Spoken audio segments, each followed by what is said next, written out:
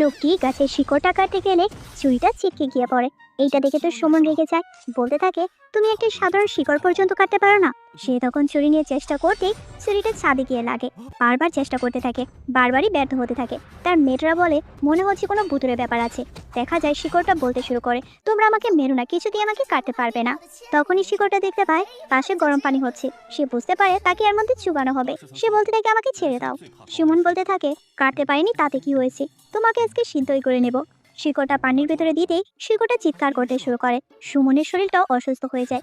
তার মনে হতে থাকে তার শরীরটা জ্বলে যাচ্ছে। সে তার গার্ডকে বলে, কেউ কি চিৎকার করছে? গার্ড বলে, কেউ তো চিৎকার করছে না, কিন্তু আমরা তো দেখি শিকড়টা চিৎকার করছে।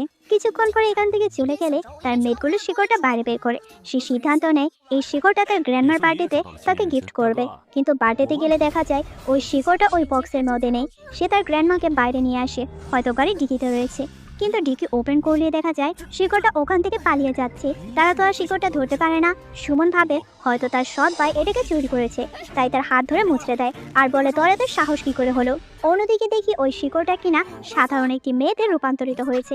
মেয়েটা বলে, তুমি একটি পচা লোক, তুমি একটি পচা লোক, যেটা একটা মেয়ের দেখে ফেলে। মেয়েট বলতে থাকে, চোর চোর, এই মেয়েটা আমার সামনে শিকড় থেকে মানুষ হয়েছে। কিন্তু ততক্ষণে আরেকটি মেয়ে এসে তাকে থামিয়ে দেয় আর বলে, আরে তুমি চুপ করো, কি বলছো এইসব? ছেলেটা মেয়েটার গলায় একটা লকেট দেখতে পায়, যেটা কিনা পরিচিত ছিল। সে মেয়েটাকে বলে, তুমি আমাকে বিয়ে করবে? মেয়েটা প্রথমে রাজি না হলেও পরক্ষণে রাজি হয়ে যায়। তাদের দুইজনের বিয়ে হয়ে যায়। ছেলেটা তার গার্ডকে বলেছিল ওই দিনের সিসিটিভি ফুটেজ বের করতে।